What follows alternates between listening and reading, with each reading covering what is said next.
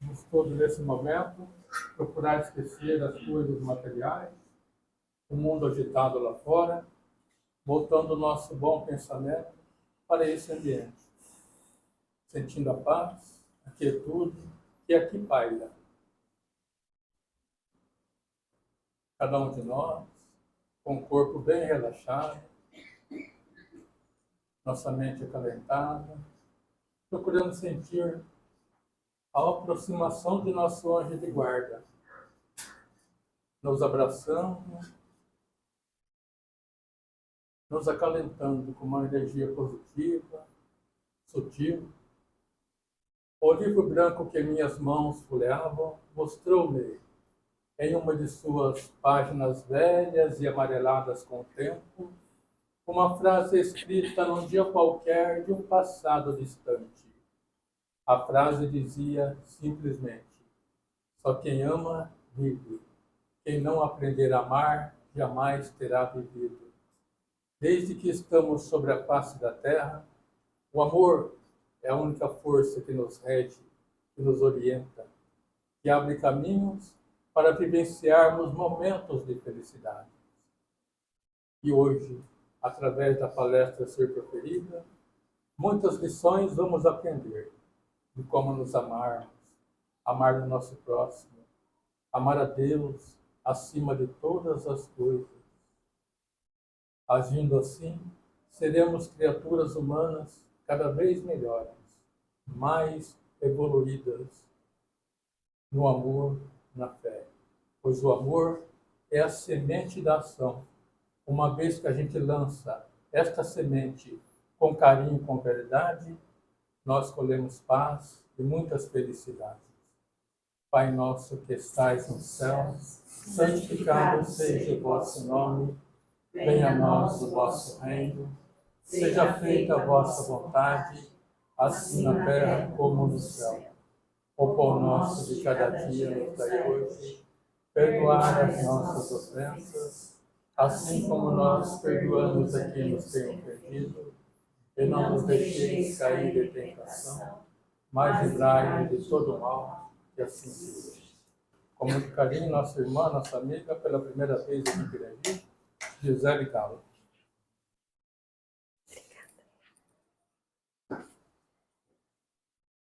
Boa noite. Vocês viram que eu fui promovida de dar recado agora da palestra, né? Eu vou pedir, então, por favor, gente, a colaboração de vocês, porque, como eles disseram, é a minha primeira vez e a ansiedade toma conta, mas que eu seja aqui instrumento da nossa espiritualidade amiga.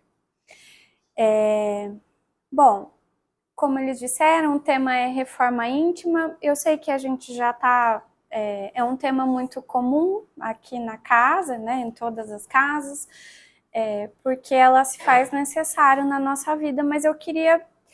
A gente ouve sempre esse termo reforma íntima e eu queria entrar um pouquinho nele com vocês hoje, né? Falar do que se trata, como a gente pode pensar em reforma íntima, né?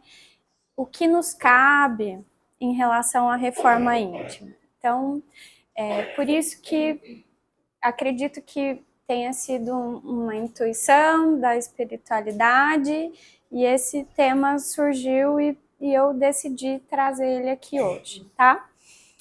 Eu queria começar com uma pergunta para vocês, assim. Quem aqui vive algum conflito na vida? Conflito em casa, no trabalho. Todo mundo, né? E quem aqui gostaria de resolver este conflito? Todos nós, né? Bom, realmente, gente, resolver um conflito todos temos, e resolvê-lo realmente é muito difícil. E a gente tem de diversos tipos conflitos, às vezes no trabalho, às vezes em casa, com o nosso companheiro, a nossa companheira, com os nossos filhos, né? E aí vem o desafio, né, de conviver com esse conflito. E aí, a gente, a cada conflito que vive, fica pensando, né? Por que que o outro age assim comigo, né? Por que que ele faz isso para mim? Por que que ele não deixa de fazer tal coisa ou ter tal atitude, né? A gente pensa sempre no conflito, sempre por que que o outro não deixa de fazer, ou por que o outro não faz aquilo que eu estou pedindo, ou por que o outro não para de fazer aquilo que me incomoda, por que que o meu chefe não para de pegar no meu pé, né? Por que que o meu marido não tem paciência comigo? Por que que ele deixa a roupa suja onde não deve? Na casa de vocês não acontece não, né? Imaginei. Então, e a gente sempre pensa no outro, mas e a nossa responsabilidade nesse conflito que a gente vive, né? A gente quer sempre que o outro mude, natural, né? Mas prático, né, gente? Eu tenho um problema, o outro tem que mudar, a gente resolve o problema, não é? Não, não é bem assim. O outro não vai mudar porque a gente quer que ele mude, né? A mudança, na verdade, ela tem que começar com a gente. Ela tem que partir da gente, né? Toda mudança que eu quero promover, ela tem que ser iniciada por mim, não eu esperar ou responsabilizar o outro, né? E aí, a gente fica insatisfeito sempre com o comportamento que o outro tem, com as atitudes que o outro tem, mas isso, gente, eu quero convidar vocês para olhar um pouquinho para dentro agora, né? Qual é a minha responsabilidade neste conflito? Quando a gente espera e a gente que o outro mude, a gente acaba levantando muitos julgamentos em relação ao outro, né? Porque a gente quer que ele mude, ele não muda, e aí eu penso, ele não quer resolver, né? E aí eu julgo. Seja qual conflito for, gente, pode ser, quero que meu filho pare de beber, quero que meu marido pare de fumar, quero que o meu chefe pare de pegar no meu pé, né? E aí, quando eu terceirizo essa responsabilidade de resolver o conflito, eu acabo levantando muitos julgamentos em relação ao outro. Porque eu acho que é tão simples ele deixar de fazer o que ele está fazendo e a gente resolver isso, né? Ou fazer aquilo que eu gostaria que ele fizesse e a gente resolve, pronto, acabou, né? E aí eu julgo, eu jogo pedra, né? Quando eu julgo, eu jogo pedra. Eu tô com a mão cheia de pedra, não tô com o coração aberto para o entendimento.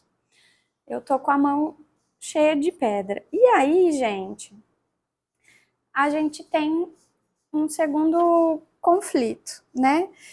Que é, eu olho no outro aquilo que me incomoda. Quando eu julgo o outro, por exemplo, se eu acho o outro impaciente, é porque eu não estou olhando para a minha paciência. Será que eu também sou esse poço de paciência que eu estou querendo que o outro seja? Né? Se eu gostaria que o outro fosse mais afetuoso, será que eu sou esse ser tão afetivo que eu desejo que o outro seja comigo? Se eu espero que o outro me ajude, será que eu estendo a mão toda vez que alguém precisa de mim, né? Aí esse é o segundo problema do julgamento e interfere no nosso conflito inicial, percebe? Eu até vou ler uma parábola para vocês sobre julgamento, que fala um pouquinho sobre julgamento. Chama a parábola dos dois sacos. Diz uma antiga sabedoria que todo ser humano nasce carregando dois sacos amarrados ao pescoço. Um saco na frente e o outro atrás. No saco da frente, nós colocamos os defeitos e os erros dos outros. No saco de trás, escondido dos nossos olhos, nós colocamos os nossos próprios defeitos. Por isso, nós passamos a vida caminhando e olhando fixamente para frente.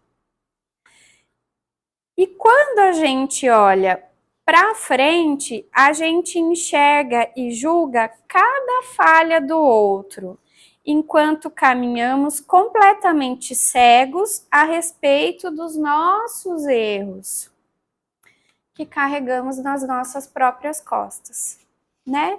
Então fica fácil eu olhar e julgar o outro, o erro do outro, a falta do outro, o que o outro deixou de fazer, porque tá na frente. O meu eu coloco aqui atrás, né? Eu não faço, só o outro que faz, né? Então, assim, quando eu não paro para olhar o que eu tô fazendo também nessa relação conflituosa, talvez eu não queira resolver, eu quero só arrumar um culpado. Eu não quero sentar e dialogar e achar uma solução. Eu quero só achar um culpado, em alguém que eu vou pôr a culpa, né? Então, assim, o nosso dia a dia vai ficando cada vez mais pesado. E aí, gente, problema que a gente gera em ter um conflito, não se responsabilizar, e aí a partir daí começar a julgar, a gente gera um outro problema, que é quando eu julgo, eu sou incapaz de perdoar. Por quê? Se eu estou responsabilizando o outro por tudo, e eu acho que ele deve mudar, e ele não muda, acaba gerando em mim mágoa, ressentimento, né? Rancor. E aí eu começo a ter mais um conflito, percebe? Que eu vou acumulando conflitos. Eu tinha um conflito inicial com uma pessoa. Aí eu gerei um segundo conflito, que eu passei a julgar essa pessoa. E aí eu gerei para mim um terceiro conflito, que é a minha dificuldade de perdoar essa pessoa, né? A gente desentendeu e não tem mais jeito porque o outro não quer mudar, ele faz tudo errado e aí não tem perdão. Isso me afeta e não tem perdão. Percebe? Mas e se eu mudar o meu olhar? E se eu mudar o meu comportamento em relação ao outro ou àquela situação que está acontecendo? Vou dar um exemplo aqui. Quando eu vejo muito, gente, é um caso muito comum, por exemplo, pessoas que fumam, né? E a gente tem o hábito de julgar quem fuma. E a pessoa fumante, ela tem um vício. E todo vício, ele é um adoecimento. Ele é uma doença e ele precisa ser tratado. Mas a gente trata normalmente assim. Não para de fumar porque não quer. Não é assim? Não tem força de vontade. Eu já falei para parar de fumar porque tá doente, mas não quer. A gente não trata dessa forma, como se a pessoa não quisesse. Quando a gente deixa de julgar o outro, a gente começa a entender os motivos que levam a pessoa a fazer isso, gente. Eu tô usando um exemplo aqui, mas poderia ser em relação a qualquer outro assunto, tá? É que esse é mais palpável para a gente entender o exemplo. Talvez o ato de fumar daquela pessoa seja a única coisa que alivie, pelo menos momentaneamente, um sofrimento que ela carrega. E aí eu quero tanto, claro que quando a gente deseja que o outro pare de fumar, sempre é pro bem, sempre é pensando na saúde da pessoa, nunca é por mal, né? Mas às vezes a única coisa que mantém essa pessoa de pé é esse vício que ela carrega, que é onde ela alivia as dores e o sofrimento dela ali. Não estou dizendo, gente, que é certo fumar, mas eu estou dizendo que alguns comportamentos que o outro tem, ou que nós mesmos temos, e não entendemos, é porque tem um motivo além do que a gente vê, né? Mesmo os comportamentos do outro, por exemplo, eu gostaria que meu marido fosse mais amoroso comigo, né? Por que que não é? Porque ele não quer ser? Será que ele acorda todo dia de manhã e fala assim, não, hoje eu vou ser estúpido com a minha mulher? Provavelmente que não, né, gente? Todo mundo acorda todo dia para ser boas pessoas, para ser melhor. Alguns com mais intenção, outros com menos, mas ninguém acorda e fala, hoje eu vou ser uma pessoa ruim, né? Então, mas às vezes eu não consigo ser essa pessoa tão carinhosa que as pessoas gostariam que eu fosse, né? Às vezes o meu marido não consegue ser essa pessoa tão carinhosa que eu desejo tanto que ele seja. E por quê? Às vezes tem um sofrimento maior por trás deste comportamento. Seja ele um sofrimento que a gente conheça, às vezes um sofrimento que a gente não conheça, né? A gente não tem o entendimento que leva a pessoa a agir daquela forma, né?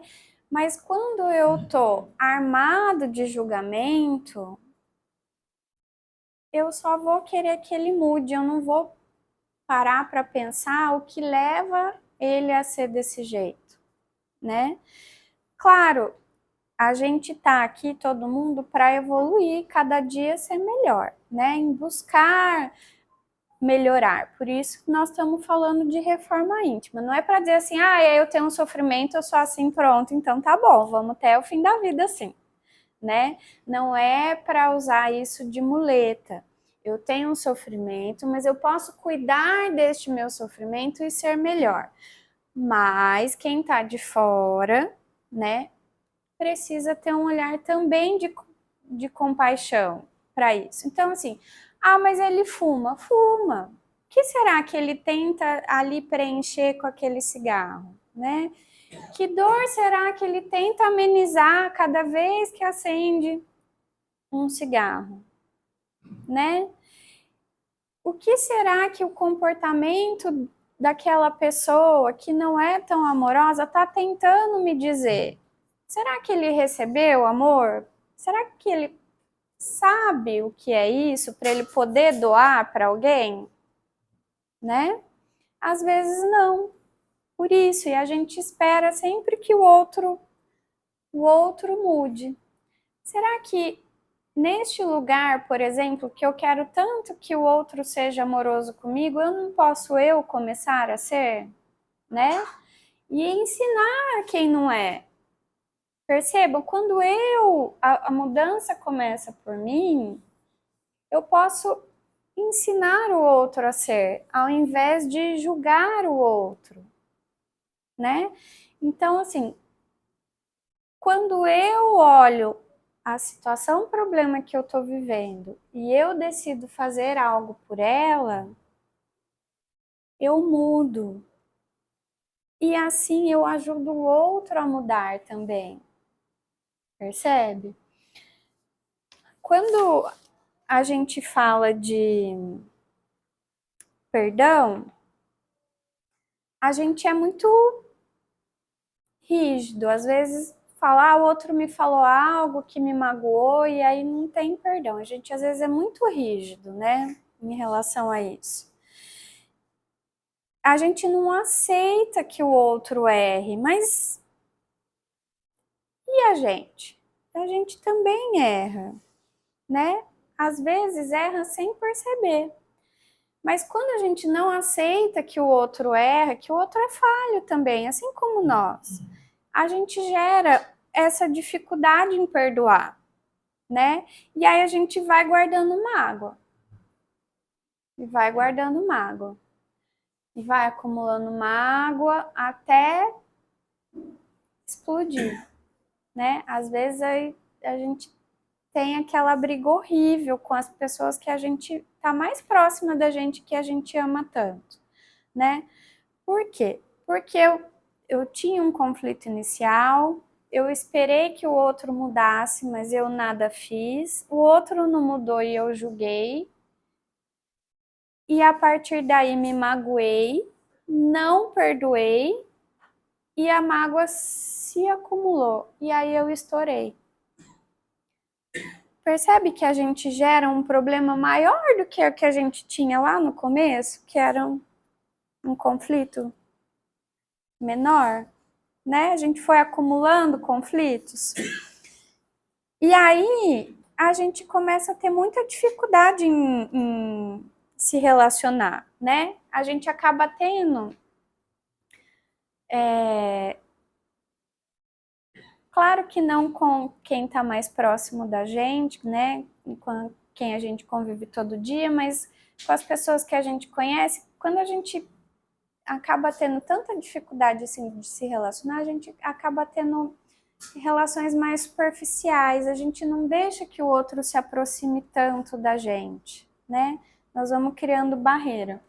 Sobre o julgamento, tem uma metáfora aqui também que eu gostaria de ler para vocês, para a gente fazer uma reflexão, né? Reter o ressentimento, a mágoa e a falta de perdão é o mesmo que segurar uma brasa viva nas mãos, com a intenção de jogá-la no outro. Você pode até alcançar o seu alvo, né? Eu tenho a brasa, eu quero atingir você, eu posso até conseguir, mas não sem prejuízos para mim, porque antes de eu te acertar com a brasa, eu vou queimar a minha mão, né? Então, é esse o problema da gente não conseguir perdoar. Perdão não é pra gente. Aliás, perdão não é pro outro, ele é pra gente, né? Então, e ele machuca mais a gente do que o outro. Pode até, o não perdoar, ele pode até machucar o outro, mas certamente ele vai machucar muito mais a gente. Acho que vocês já ouviram aquela frase, né? A mesma coisa que tomar veneno e esperar que o outro morra. Assim é a nossa incapacidade de perdoar, né? E como é que a gente resolve tudo isso? Né? Eu trouxe aqui um monte de problemas que a gente provavelmente vive todo dia, mas como é que a gente faz para lidar com tudo isso, com todos esses conflitos? É aí que entra a nossa reforma íntima. Como é que eu faço? Primeiro, gente, eu preciso me autoconhecer. O que é isso? Eu preciso entender o que me desestabiliza, o que me aborrece, o que me magoa. A gente chama isso de gatilhos. Quais são os meus gatilhos, né? O que me tira a paciência? O que me tira a paz? Então eu preciso entender que situações são essas, né? Algo que as pessoas me falam, por exemplo, eu me sinto ofendido. Se é algo que é... E percebam, assim, deixa eu até voltar um pouquinho.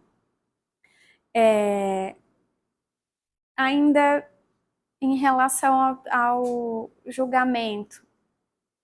Quando alguém fala algo para mim que eu não gosto, que eu me sinto ofendida, que me magoa, essa pessoa, ela tá falando mais sobre ela do que sobre mim, na verdade, né? A mesma coisa quando eu tento falar alguma coisa para alguém que às vezes machuca ou às vezes vai ser bom, eu tô falando mais sobre mim do que sobre a outra pessoa. Então, se alguém tenta me ofender, e aí entra a reforma íntima. Se eu me autoconheço, se eu sei quem eu sou, as qualidades que eu tenho, os defeitos que eu tenho, porque todos temos, né? As potências que eu tenho, o que eu preciso melhorar, se eu me conheço e sei disso, quando alguém tentar me ofender, quando eu tiver num conflito e alguém disser alguma coisa que pode me magoar, eu não vou pegar para mim.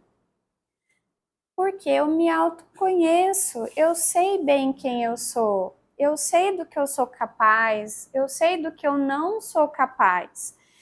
E eu não pego o que o outro está me dizendo para mim, porque o que o outro está me dizendo é sobre ele, não é sobre a minha pessoa. Mas se eu não me conheço, eu acredito no que ele está me dizendo e eu pego para mim. E eu me magoo, e eu julgo, e eu não perdoo, né? Mas se eu me conhecer o suficiente, eu vou deixar o que é do outro com o outro. Por pior que seja a fala dele, por mais intencional que seja de me chatear, eu não vou me chatear, porque não é sobre mim, percebe? Tem não sei se vocês já viram na internet, professor Leandro Carnal, ele é um historiador e filósofo e tem bastante vídeos dele. E ele fala muito isso sobre autoconhecimento. Ele não sei se vocês conhecem, ele é uma pessoa calva. Ele não tem cabelo. E aí, ele conta uma história que um dia tentaram dizer para ele, ofender ele, chamando ele de careca, né? E ele conta isso com uma certa graça, inclusive. Ele fala, não tem por que eu me ofender, porque eu realmente sou. E nada eu posso fazer. Eu sou, né? E não é uma ofensa. Sou uma pessoa que não tem cabelo. E aí ele fala que o inverso também, se fosse ao contrário, se ele não fosse uma pessoa calva e alguém chamasse ele de careca, também não haveria motivos para ele se ofender, porque ele não era, né? Então, o que ele quis dizer com isso? Se eu sou aquilo que estão me dizendo, eu não vou me ofender porque eu sou. Se eu não sou aquilo que estão me dizendo, eu também não me ofendo, porque eu não sou. E isso passa pelo nosso autoconhecimento. Isso passa... Ai, bonitinho. Desculpa, gente, que ela parou aqui. Isso passa por eu saber quais são as minhas potências, né? Aonde eu preciso melhorar, onde eu erro, seja por não saber, seja por saber ou não conseguir mudar, né? Porque às vezes a gente toma conhecimento de um comportamento, uma atitude que a gente tem, que é disfuncional, que não é legal, e ainda assim a gente tem uma dificuldade de mudar, não é? Às vezes eu sei, por exemplo, vou usar de novo a questão do cigarro. Lembrando que é um vício e é uma doença e a gente precisa tratar. Eu sei que é um problema e eu quero mudar, mas eu consigo, né? E não é porque me falta vontade, é porque mudar um comportamento nosso é muito difícil. Imagina esperar o outro mudar o comportamento dele, né? Que a gente estava falando no começo. Então, isso também é autoconhecimento. Uma outra coisa que é muito importante para que a gente consiga fazer a nossa reforma íntima é a nossa autorresponsabilização. O que é isso? Qual é a minha responsabilidade nesse conflito que eu e o outro estamos tendo? Será que eu poderia ter cedido? Será que eu olhei ele com compaixão, sem julgamento? Será que eu poderia ter feito diferente, deixado de falar alguma coisa? Será que ao invés de brigar com ele para que ele mude, eu poderia deixar de ir para esse embate? Até ele entender que esse problema pode ser resolvido de uma outra maneira? Qual é a minha responsabilidade nesse conflito que eu gerei? Que, aliás, está acontecendo, né? Por quê? Eu poderia ter me retirado dessa situação conflituosa? Eu ainda tô ali por quê? Né? Às vezes eu escuto muito assim, ó. Ah, mas eu tenho que fazer uma coisa que eu não quero porque o outro quer que eu faça. Qual é a minha responsabilidade de me manter nesse lugar fazendo uma coisa que eu não quero só porque o outro espera de mim que eu faça? Isso também é autorresponsabilização, né? Às vezes eu estou numa situação que me faz mal, muitas vezes que eu adoeço e eu não me retiro dessa situação. Isso também é autorresponsabilização. Por que que eu me mantenho nessa situação que me faz mal, né? Então, a reforma íntima, gente, ela começa pelo nosso autoconhecimento do que eu sou capaz, onde eu posso melhorar, aonde eu posso ir, até onde eu posso ir, os meus limites, né? E na minha autorresponsabilização, o que eu posso fazer em relação a isso, né? Só assim a gente consegue lidar de uma forma melhor nas nossas relações do dia a dia, seja na nossa casa, seja no nosso trabalho. Eu tenho até um trechinho que eu queria ler também aqui sobre a reforma íntima. A verdadeira reforma íntima pacifica o coração. A gente fica em paz, gente, quando a gente busca melhorar, busca a mudança, né? Porque às vezes passa buscar pela melhoria também, às vezes a gente não vai conseguir em alguma situação resolver algum conflito. Mas se eu me conheço e sei que eu dei tudo de mim ali, mas também não consegui resolver, eu fico em paz porque eu fiz a minha parte. Percebe por que é tão importante a nossa reforma íntima, nosso autoconhecimento? Porque às vezes eu tô ali, eu não quero soltar uma situação que eu quero resolver ela a qualquer custo, e a melhor coisa a fazer é me retirar. Eu dei já tudo que eu podia de mim para resolver aquela situação e não foi possível, então eu me retiro. Então, a reforma íntima pacifica o coração. Quando eu entendo que eu também carrego defeitos, eu olho para o outro com mais compaixão e menos pedras nas mãos. E eu queria fazer um convite para vocês, para finalizar. Eu quero convidar a todos nós, inclusive a mim, porque eu também preciso de reforma íntima, para que a gente pare de ser policial do outro e comece a olhar mais para a gente.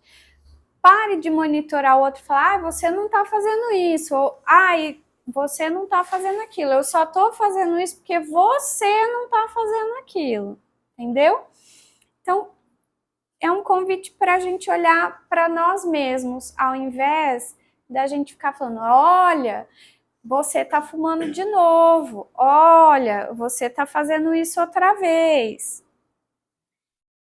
Porque só assim a gente vai conseguir nos enxergar melhor e iniciar a mudança que a gente precisa.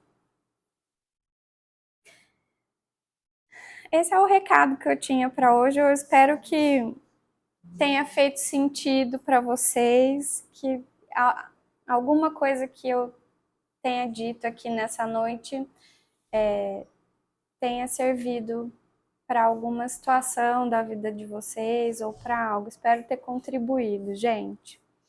Eu agradeço pelo convite e confesso que foi um grande desafio estar aqui hoje, viu, gente?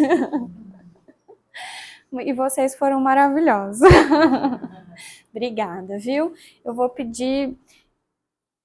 o lugar da oração ainda não é meu. Então eu vou pedir para o nosso irmão Luiz fazer a oração de encerramento, porque esse dom eu ainda não tenho, gente. Eu adoraria ter, mas ele fala muito mais bonito que eu.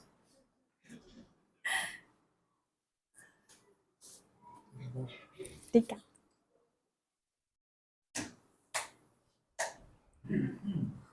Amado Mestre Jesus, cubra com seu manto de amor e paz aqueles nossos irmãos, carentes de amor, obsediados, os depressivos, para que eles sintam-se abraçados nesse momento, sentindo nossa energia positiva, nossas orações, para terem ânimo e muita paz. Um pedido também aos nossos irmãos que estão em guerra, países em guerra. E nossas orações, nosso pensamento chegam até esses irmãos, a esses países.